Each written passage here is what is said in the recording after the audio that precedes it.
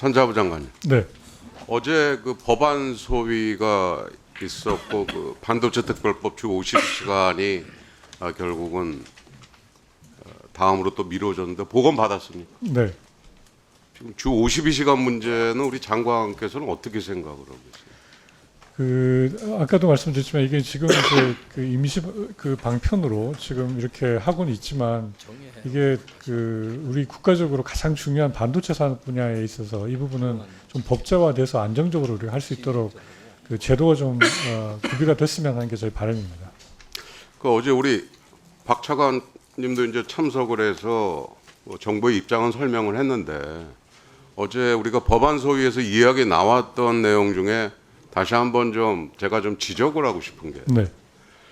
이게 뭐 삼성이나 SK 하이닉스 정도가 뭐 이렇게 얘기를 했고 저렇게 얘기를 했고 이런 얘기가 왔다 갔다 했어요. 근데 반도체는 지금 뭐 소부장뿐만이 아니라 스타트업도 많고 그다음에 이런 조그만 회사들 특히 패밀리스 회사들 뭐 많이 우리나라에 있어요. 이런데도 의견을 전부 다 우리 산자부가 취합을 한번 해본 건지 그러고 나서 우리가 얘기를 하는 건지 제가 한번 여쭙고 싶습니다. 저희가 최대한 저 다양하게 저희 의견을 받고 취합하고 소통하고 있습니다. 이게 용인 클러스터의 그 인프라 구축을 전부 지원하느냐 일부 지원하느냐 그다음에 주 52시간이 두 문제가 이제 이슈로 남아 있는데 정부에서 이렇게 확고한 의지가 있고 그다음에 우리가 지금 국민의힘이든 민주당이든 우리가 듣는 사람들의 업체는 또 어떻게 보면 우리가 생각하는 쪽으로 또 이야기를 할 수가 있어요. 근데 정부는 중립적인 입장에서 정책을 조율을 할 수 있기 때문에 좀 다양한 업체, 대기업이든 중소기업이든 중견기업이든 뭐 스타트업이든 전부 좀 얘기를 취합을 해서 업데이트를 한번 좀 해주시기를 바라고 네. 확실하게 좀 양당을 좀 설득을 해주시기를 당부를 좀 드립니다. 네. 더 노력하겠습니다. 그다음에 우리 중기부 장관님한테 우리 그 제조업을 영위하는 소상공인을 통칭해서 소공인이라고 우리가 일컫고 있어요. 네, 그렇습니다. 네. 이게 소공인은 여러 분야에서 그 국내 제조업의 근간이자 진역 산업의 기반으로 네. 고용의 중요한 역할을 담당하고 있습니다. 그거 네. 동의하시죠? 네, 그렇습니다. 네. 근데 이 소공인들의 특징을 보면 이 대부분 숙련 기술을 기반으로 하고 있지만은 네. 이 고령자도 많고 영세 사업자도 많아요. 네. 그러다 보니까는 경영 환경 변화에 신속하게 대응하기도 어렵고 네. 뭐 마케팅이라든가 뭐 규모가 아무래도 영세하다 보니까 유통망도 굉장히 어려움이 많습니다. 그래서 네.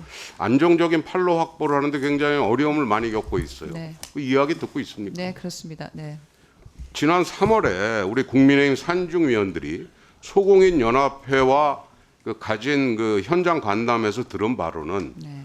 공공 조달 시장에서 소공인 제품이 충분히 고려되지 못하고 있다. 이게 가장 큰 문제입니다. 네. 이런 이야기를 했습니다. 네, 네. 동의하십니까? 네, 중기관 경제 제품에 소공인 제품을 할 수 있게 되어 있었지만 2022년에서 24년간 운영한 3년간에는 하나의 제품도 포함되지 못했던 것은 사실입니다. 네. 그 좋은 얘기 하셨는데 네. 중기부에서 이거를 인지를 하셔가지고 네. 공공 조달을 활용한 판로 지원 제도 중에 하나인 중소기업자 간 경쟁 제품 제도 네. 이 품목에서 소기업 소상공인 간 제한 경쟁 품목을 추가로 지정을 해서 네. 소기업 소상공인들만 조달하도록 하는 소기업 우선 구매 지원 제도를 2014년부터 운영을 했어요. 네, 네. 근데 이 소기업 우선 구매 지원 제도에서 소공인 제품이 선정된 사례가 단 한 건도 없어요. 네, 그리고 2024년에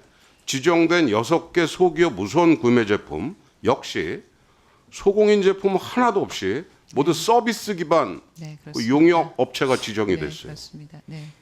저는 이 소공인들이 왜 이렇게 대우를 받고 있나, 왜 중기부 정책에서 배제되고 있나, 이게 얼마나 배제가 되고 있냐면 소공인에 대한 제대로 정의조차 마련되어 있지 않습니다. 그건 알고 계십니까? 소공인의 정의는 저희가 법원에서 가지고 있습니다. 의원님 도시형 소상공인법 소공인법 때문에 말씀하시는 것으로 이해가 그러니까 됩니다만. 중기부 네. 안에서는 소공인이란 말을 안 쓰고 있어요. 아니 소공인 저희는 지난 12월에 그러니까 말은 소공인을 쓰는데 네. 법률 차원에서는 도시형 소공인. 네, 그 부분 설명. 법률 차원으로 도시형 소공인이라는 용어로만 정의가 돼 있다 보니까 법적 용어의 그 불일치가 발생하고 있어요. 네. 그래서 근데 이게 도시형 소공인이라고 하는 게 그렇다면 비도시 지역 소공인이나 그 집적 특성이 없는 소공인은 법적 보호의 사각지대에 놓여 있는 겁니다. 네. 의원님 좀 설명을 좀 드리도록 하겠습니다. 그게 법을 제정하는 당시에 약간의 조금 혼란이 있으면서 그 문제가 제기되었는데 법 안의 내용에서는 전 도시와 관계없이 모든 소공인을 대상하도록 하도록 되어 그 있습니다. 이번 기회에 네, 근데 법에 소공인에 대해서 좀 명확히 법적 근거를 마련을 네, 하고 법에- 소공인들의 어떤 판로 지원, 기술 개발, 인력 양성, 좀 다양한 정책 지원의 법적 근거를 강화할 필요가 있다라고 저는 생각을 합니다. 네. 그래서 그 중소기업 간의 그 경쟁 제품 지정할 때 소공인 제품을 지정하는 의무 비율을 정해서 소공인의 판로를 확보하는 방안을 마련을 할 필요가 저는 있다고 보고 있어요. 그래서 관련한 입법을 제 의원실 차원에서 그 입법을 현재 진행하고 있습니다.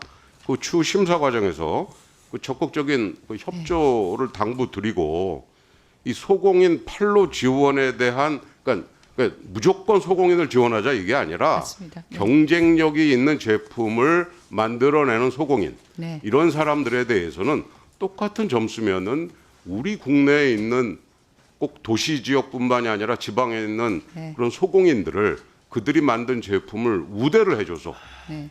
이들의 어떤 그 판로를 보장을 해주는 그런 걸 좀 당부드리고 싶습니다. 네, 의원님 말씀하신 대로 소공인은 128만 개 소공인이 앞으로 소기업으로 성장할 수 있는 굉장히 중요한 우리 경제의 근간이기 때문에 중기부는 12월에 소공인 대책을 별도로 상기한 대책을 발표한 바 있습니다.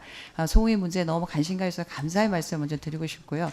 제가 가지고 있는 제도의 보완이 좀 필요하고 도시형 소공인법은 그 법의 타이틀이 좀 잘못이 있어서 저희가 개정이 필요하다고 생각하고 있습니다. 이번 기회를 중심으로 해서 소공인들이 뿌리산업뿐만 아니라 앞으로 우리나라의 소상공인에서 소기업으로 올라갈 수 있는 성장사들을 이끌어갈 수 있는 중요한 근간 세력이기 때문에 저희가 이 부분에 대해서 좀 더 많은 저희 정책들을 만들어 가도록 하고 집행하는 데 더 신경을 쓰도록 하겠습니다. 특히 중기간 경쟁 제도의 경우에는 중기중앙회에서 좀 소공인 제품을 저희에게 좀 신청을 해야 되는 부분이 있고 곧 앞으로 시작될 시기에 있기 때문에 그 부분 저희가 좀 더 살펴서 중기중앙회와 함께 소공인의 우수한 제품들도 중기간 경쟁 제품으로 합류할 수 있도록 노력하겠습니다. 네. 네. 네, 그렇게 하겠습니다, 의원님. 네, 네, 의원님 그렇게 하겠습니다. 네, 고동진 의원님 수고하셨습니다.